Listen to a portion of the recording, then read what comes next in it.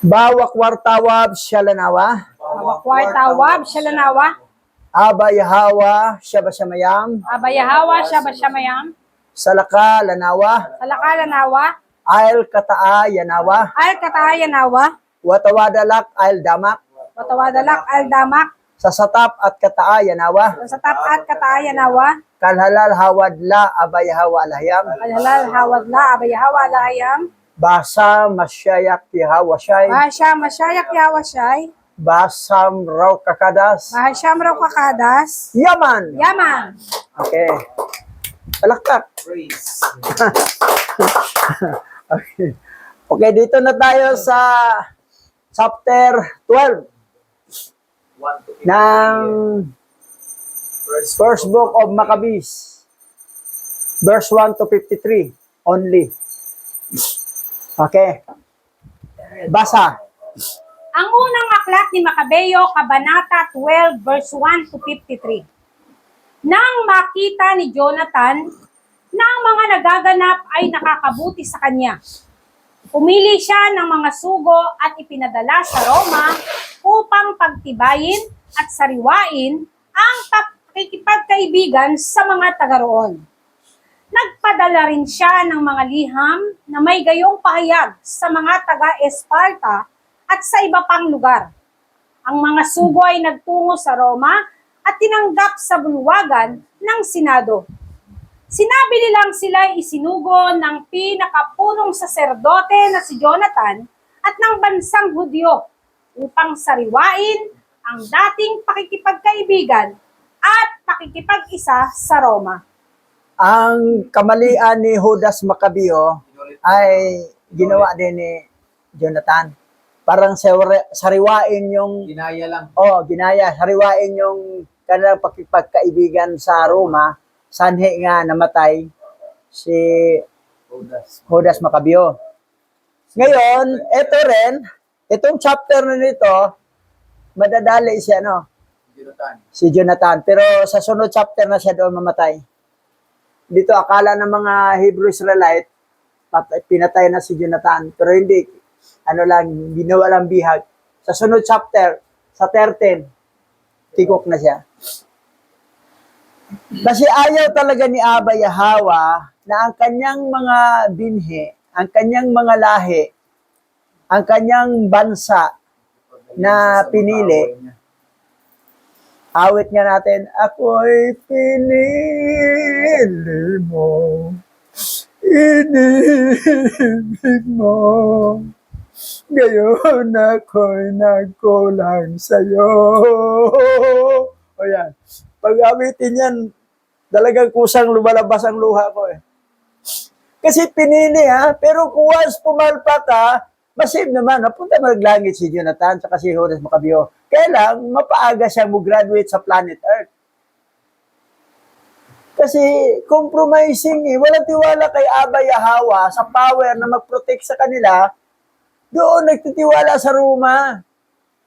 That's why ang Christian, nabuliging Christian, walang kamalay-malay, kayo nagtitiwala sa Roma dahil ang Bible nyo galing sa Roma, product by Vatican Canon Law.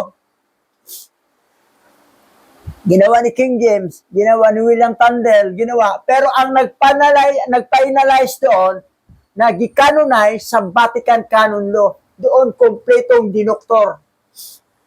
That's why doctorated Bible, satanic Bible. That's why lahat ng sinamba ng mga Christian ay mga fallen angel na mga satanas. That's why Christianity ay kulto. Mother Church nyo, Roman Catholic. Yan, nakalungkot. Ito rin ang iron nila That's why Jonathan, matitigok din. May Senado, sa Roma. Diyan galing ang salita. Diyan tinupya dito ang Senate dito. Ang Senate dito, Congress, mga buhaya naman. Walang pag. Yung AI doon sa mga bata na nagsalita, mas maganda pa, maliit pang buhaya, lulutuin na natin kasi pag lumaki ito, mapunta to sa Congress, sa Senate. Okay, tuloy tayo. Binigyan sila ng mga taga-Roma ng mga sulat para sa mga may kapangyarihan sa bawat bansang daraanan nila na tumitiyak sa ligtas na paglalakbay nila pabalik sa lupain ng Judea. Narito ang sipi ng sulat ni Jonathan sa mga taga-Esparta. Si Jonathan na pinakapunong saserdote ang pambansang konseho ng mga pinuno, mga saserdote at ang mga mamamayan ng Judea ay bumabati sa aming mga kapatid sa Esparta. Noong nakaraang panahon, ang inyong haring Arios ay sumulat sa aming pinakapunong saserdote, si Onyas, at sinabing may kaugnayan ang ating mga bansa, gaya ng isinasaad ng kalakip na sipi. Ayan. Nagpadala ng delegation si Jonathan sa Roma at saka sa Sparta, na sa English, Spartan, na mayroon rin sinilas na Spartan o sapatos na Spartan. Sinilas. Namarinti pa naman yan sila sa Hebrew Israel. Lahi daw sila ni Abraham. Yung Sparta, galing yan sa kay Jaban niya lahi. Ah, Sinong tatay ni Jaban? Si Japhet. Japhet. Ano yung Spartan niya? Yung Greek yan eh. Mga Grigo yan. Sila yung naglalaro ng mga buhay ng Oo. tao eh. Pinaglalaro So, sa yan. hayop. Pero namarinti sila sa Hebrew Israelite. Lahi daw sila ni Abraham. Ano naman, namarinti talaga sila sa mga Hebrew Israelite. Ang mga taga-Sparta. Okay, tingnan natin. Tuloy tayo ha. Buong pagpaparangal na tinanggap ni Onyas ang inyong sugo at ipinaalam ang pagkatanggap ng inyong liham na nagpapahayag ng ating kasunduan at pagkakaibigan. At ngayon, bagaman hindi namin kailangan ng ganitong kasunduan, sapagkat sa aming mga banal na aklat natatagpuan namin ang aming kalakasan. Sumulat kami upang sariwain ang ating pagkakapatiran at pagkakaibigan. Hindi namin nais na kami lubusan ninyong makalimutan. Marami na ring taon ang nakakalipas, buhat nang kayo'y makipag-ugnayan. Ito rin ang mali ni Jonathan. Nakipag, Alyansa. ano rin siya, sariwain ang pagkakaibigan kapag anak, mga kadugo. Dahil daw ni Abraham sila. Ito mga taga-Spartan na Sparta. Na mga inapo ni Jaban, na anak ni Japhet. Alam naman natin kung sinong tatay ni Japhet, hindi si Noah. Mas. Sino? Ay, si Miyasa. Si Miyasa, fallen angel. Si Miyasa. Okay, tuloy tayo. Sa mga nagdaang taon, sa lahat ng pagkakataon, tuwing ipinagdiriwang namin ang aming kapistahan at iba pang tanging araw, kayo'y aming ginugunita kapag naghahandog kami at nananalangin, gaya ng nararapat gawin ng magkakapatid.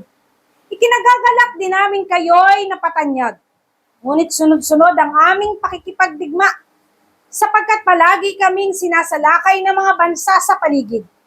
At sa panahon ng digmaan, hindi namin ninais na gambalain kayo o sino man sa aming mga kapanalig at kaibigan. Ayan. Yan ang sulat na pinala ni Jonathan sa mga taga-Sparta.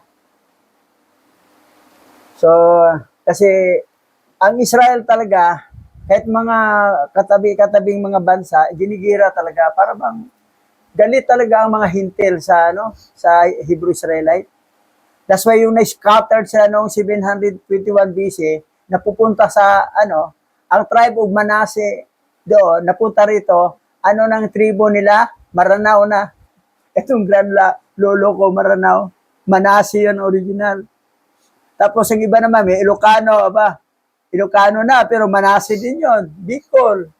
Tapos yung mga Sibulon, ayan, sa lugar nila, taga Cebu. Sibulon. O yan. Ang mga Aser naman, ang mga taga-Ilog, Tagalog, tribe of Aser yan, o Subano, Suba, Ilog yan, river yan sa English. Kamag-anak ang Subano at saka Tagalog. Sila ay parinte. Isang tribo lang sila, tribe of Aser. Niftali sa Mindanao. So yan, yung ibang mga Muslim na tribo doon, naging iba-iba na yung mga Badyaw, Maguindanao, Kapuso, Badyaw, ganon. Mga ano, Niftali yan. Oros, Manupo. Ang Niftali naman, malakas ang puso niya, malakas tumakbo, ganon. Ganon. Di si Pastor Buddy, tukma, di ba? Di hingalin, lakas talaga. Niftali ang lahi. Niftali, inuutosan, lumilipad na sa iri yun. Pag utusan siya, ang daling makabalik. Okay, tuloy tayo. Sapagkat kami tinutulungan ni Yahweh na siyang lumupig sa aming mga kaaway at nagligtas sa amin.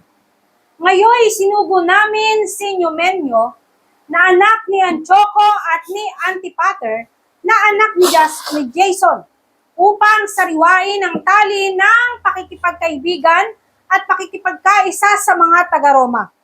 Inutusan din namin silang dalhin sa inyo ang aming pagbati at ang liham na ito tungkol sa pagsasariwa ng ating pagkakapatiran. Ngayon nga, hinihiling namin ang inyong tugon sa liham na ito. Kasunod nito, ang sipi ng naunang sulat. Pagbati ni Haring Arios ng Esparta kay Onyas, ang pinakapunong saserdote. Ang sulat ni Jonathan na pinadala doon sa mga delegasyon niya sa Esparta at sa Roma, medyo may kayabangan pa. Pero pwede insultuhin nila yan. Tinulungan pala kayo sa inyo ng Yahweh. Alahayam nyo bakit makipagsanib, makipag-alyansa pa kayo sa amin? Para tulungan kayo pag mayroon kayong kalaban, mag-ira. Kaya pala ng Yahweh ninyo.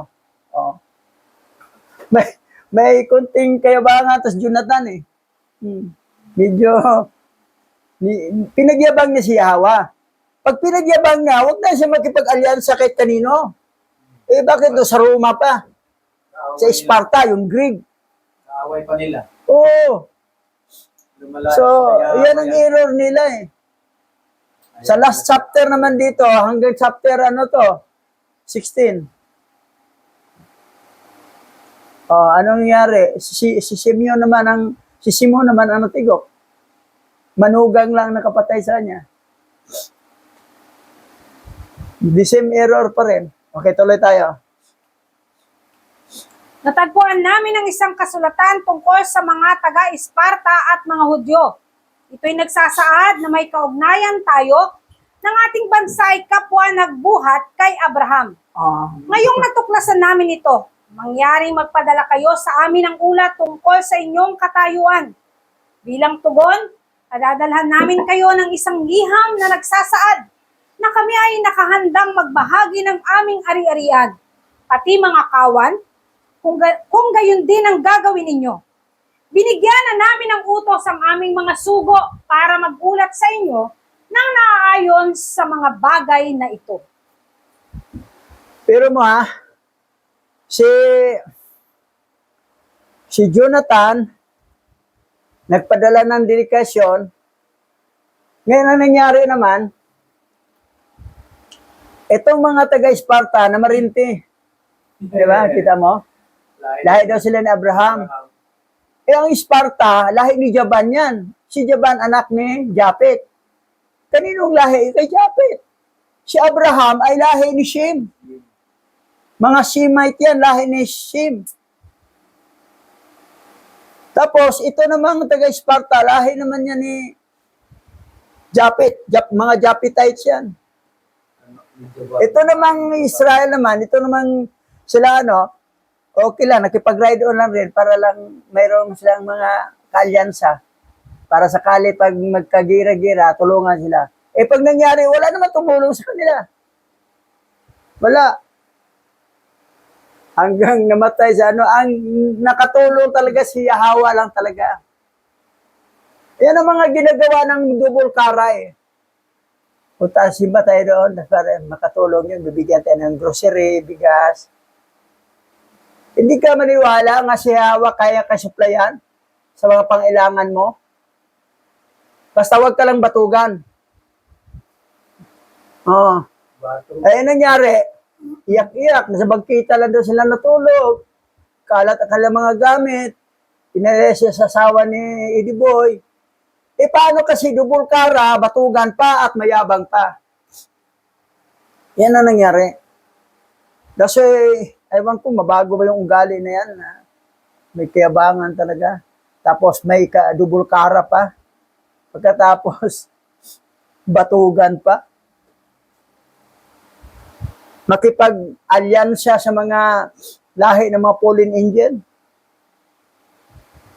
Tapos sinabi pa naman, kinutungan sila ni Yahweh daw sa mga anong mga pangailangan sa mga giras, mga digmaan. Bakit nagpag-alyansa pa kayo sa Roma, sa Sparta, na kaya palang tulungan kayo ni Abay Hawa? So, nagdagdag lang ng kasalanan. Tuloy, hindi na sa Abay Hawa. Sige, doon kayo maniwala, bahala kayo. O, yan. Hindi na po na kayo tulungan. Dapat na dito mga million of angel na tutulong sa inyo eh.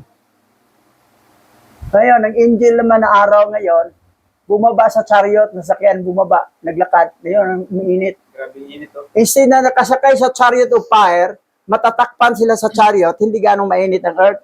Yung bumaba sila, sinusundan na lang ang chariot, naglakad. O hindi, tawag na, naglipad ata, lipad, may pakpak naman sila. Wala namang lupa nilakaran nila, sa area naman sila eh.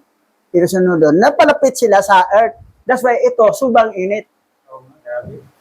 Yan nangyari. Yung mga sun, 3 anghel yan. Anghel nga araw. May anghel pa nga mga buwan at mga bituin. Yung mga lightning, mga kidlat, mga dalugdog. Puro mga angel lahat yan. Pati ulan. Granizo, mga mula ng yelo, anghel lahat yan.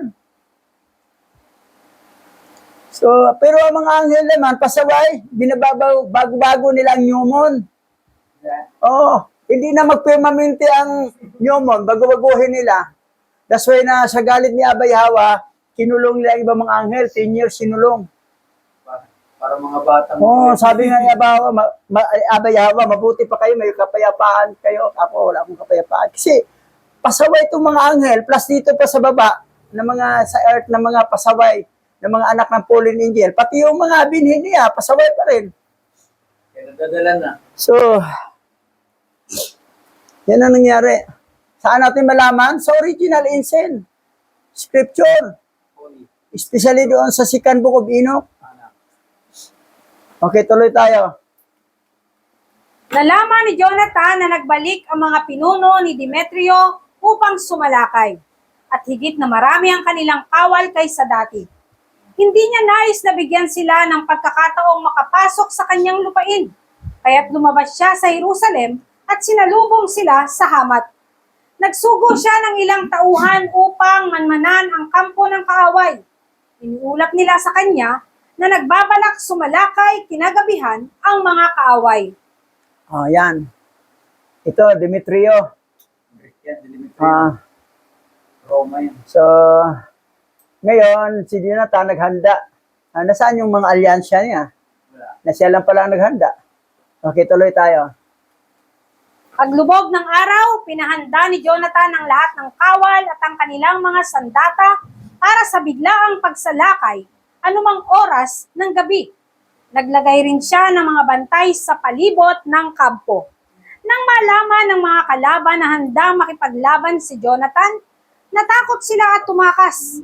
Iniwan nila ang kanilang mga siga sa kampo. Nakita ni Jonathan at ng mga tauhan niya ang mga siga, ngunit hindi nila nalaman ang nangyari, kundi nang mag-umaga na. Hinabol sila ni Jonathan, ngunit hindi inabutan sapagkat sila ay nakatawid na sa ilog Liotero. Oh, natakot ang kalaban dahil ba sa alyansya nila na Roma at saka Sparta? Wala. Natakot dahil nakahanda si Jonathan. Takot ang mga kalaban, tumakbo, naiwan ng siga nila. Yung mga ilawan yun eh. Okay, tuloy tayo. Nang magkagayon, sinalakay naman ni Jonathan ang isang lipin ng mga Arabo na tinatawag na mga Sabadiano. Tinalo niya ang mga ito at sinamsamang kanilang ari-arian. Pagkatapos, humiwalay siya sa kampo at nagtungo naman sa Damasco para siyasatin ang buong lugar na iyon. Samantala, si Simon ay naglunsad din ng isang lungsod ng isang sunod-sunod na pananalakay at umabot siya hanggang Askelon at sa mga kutas sa paligid. Pagkatapos, siya ay nagpunta sa Hopa at nag-iwan ng mga kawal doon sapagkat nabalitaan niya na binabalak ng mga taga roon na ibigay sa mga kawal ni Demetrio ang kuta ng Hopa. Oh. Ang totoong kamag-anak ng mga Hebrew Israelite, yung mga Arabo. Kasi anak sila ni Abraham, ni Hagar, na si Ismael. Mga inapo ni Ismael yan. Oh, pero nag-away sila. Pero itong Sparta, naging kamag-anak. Pero yung taga Sparta, magaling, sidigmaan din yan. Mga Greek yan sila eh. Okay, tuloy tayo. Pagbalik ni Jonathan, pinulong niya ang mga pinuno. Nagkasundo sila na magtayo ng mga kuta sa Judea. Pataasan ang mga pader ng Jerusalem at magpagawa ng mataas na pader para ihiwalay sa lungsod ang kuta. Kapag nakahiwalay ang kuta, mahirap nang bumili o magtinda ang kaaway ng anumang bagay. Magkakasamang gumawa ang lahat para mapatibay ang tanggulan ng lungsod, sapagkat gumuho ang bahagi ng pader sa silangan sa may libis ng Kidron. Pati ang bahagi ng kapinata ay kailangan ding ayusin. Yan. Ito, preparation yan. Talagang digmaan talaga. Yan na nga na mga lahi natin noon, labanan talaga. Kasi yung na-scattered sila, hindi na sila nag-angkin na Hebrew Israelite sila. Ano ang tribo namin? Ano kami? Manggalato. Ano ba? Igorot. Anong tribo mo? Maranao. Anong tribo mo? Moros. Hindi na mo amen na Hebrew Israelite sila kasi natakot sila. Dahil ang Hebrew Israelite, sinong bansa talagang gigirahin sila. Awis kami. Parang kinamputan ng mga bansa ang Hebrew Israelite.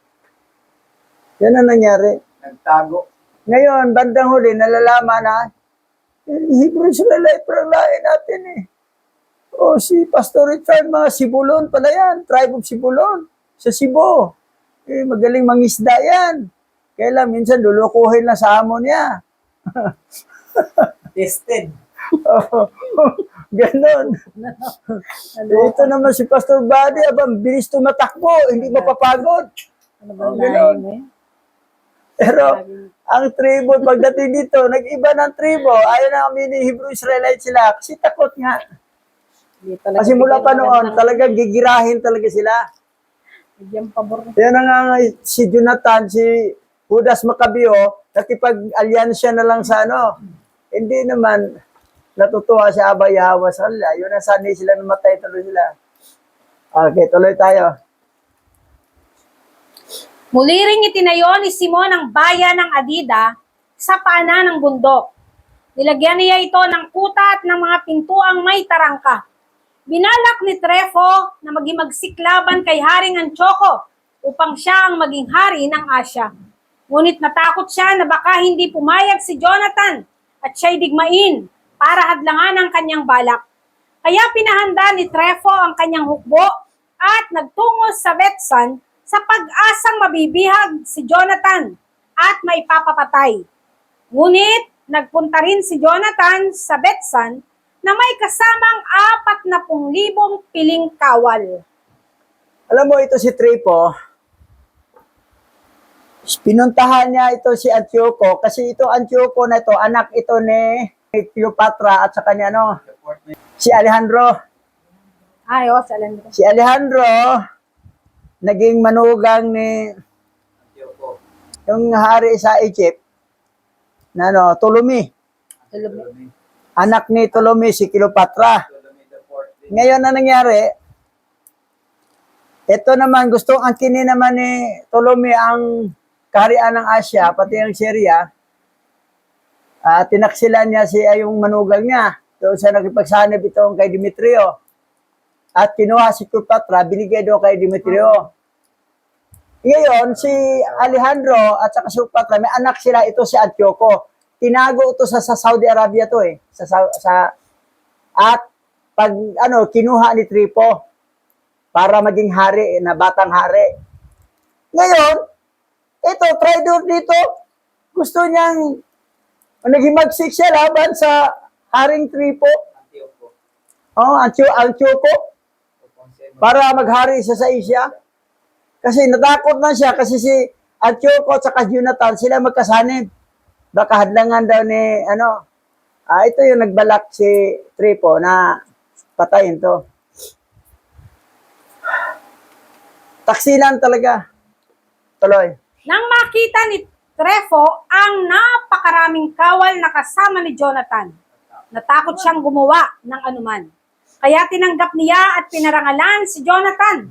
Binigyan ng mga handog, ipinakilala sa kanyang mga tagapayo at sinabi pa sa kanyang mga tagapayo at mga kawal na sundin si Jonathan, gaya ng pagsunod nila sa kanya.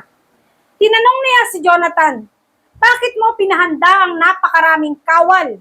Gayong hindi naman tayo nakikipagdigma. Pauwiin mo na sila.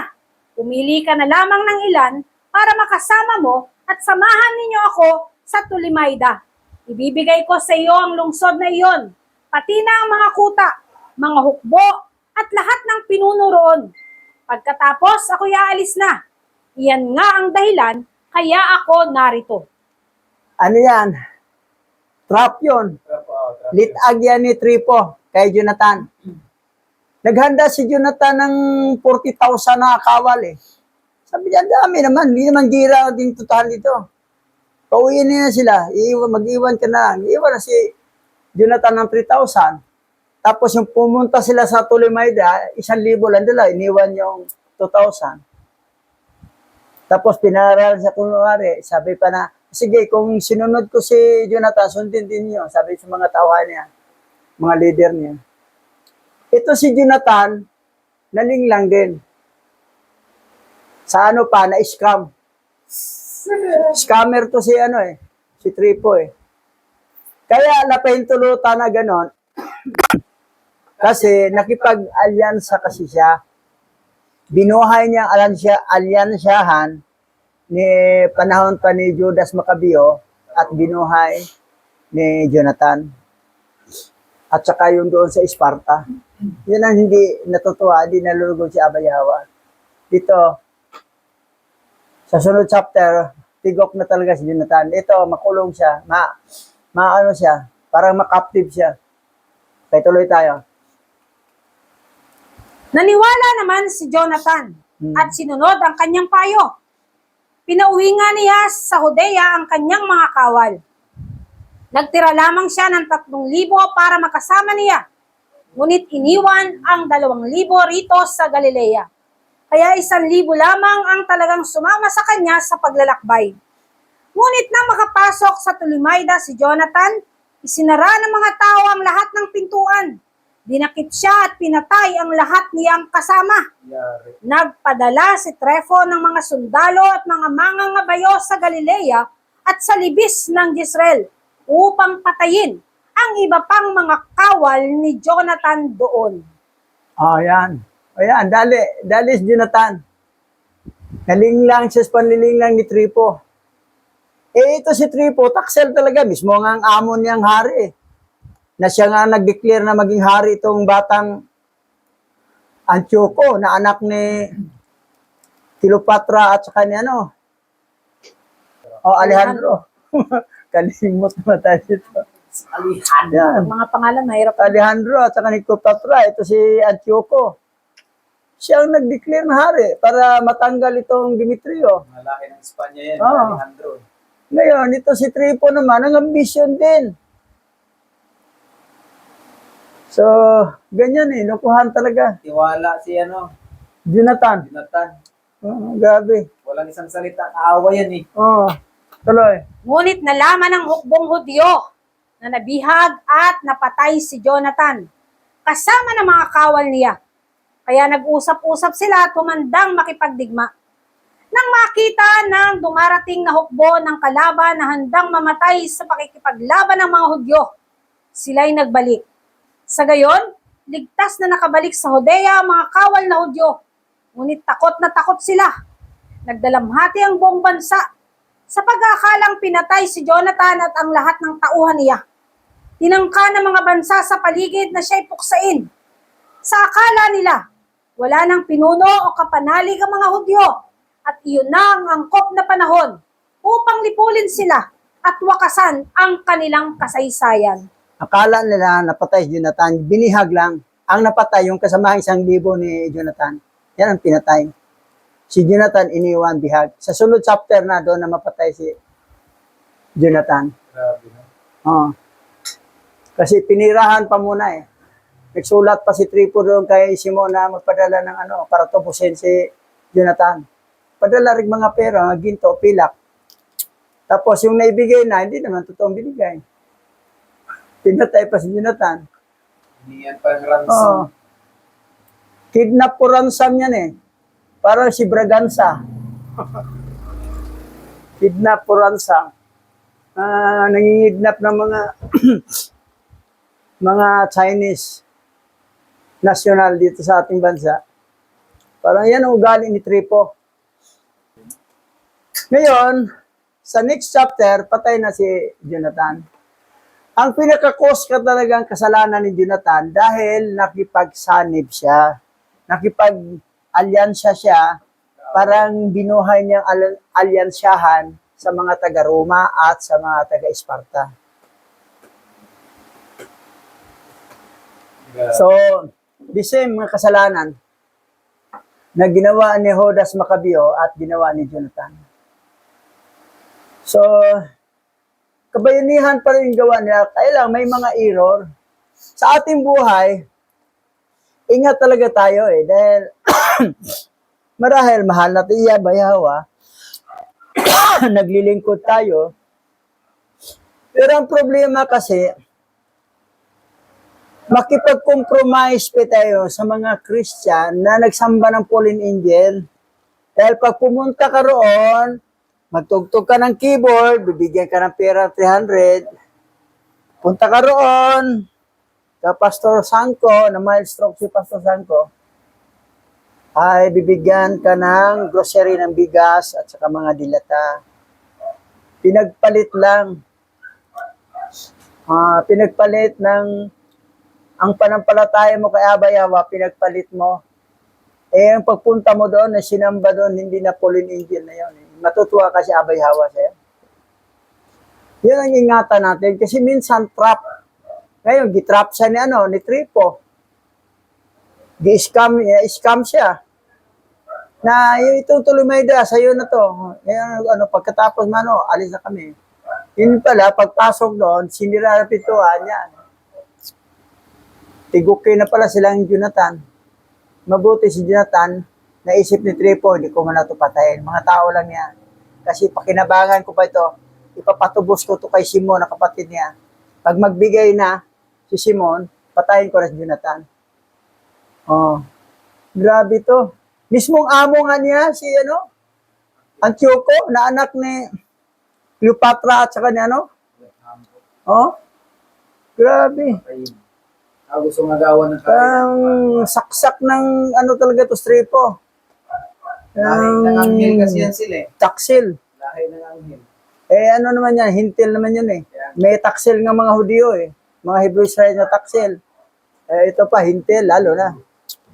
Okay, dito tayo nagtapos. Pastor Richard, dadako tayo sa prayer.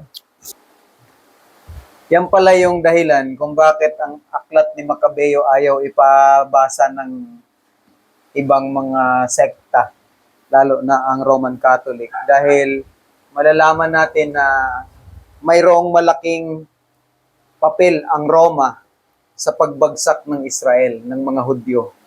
At ito ang dahilan kung bakit maraming mga Hudyo ang kinalimutan na ang kanilang identity, lalo na yung mga remnant na nagkalat dahil sa tuloy-tuloy na pakikipagdigma ng mga kaaway nila.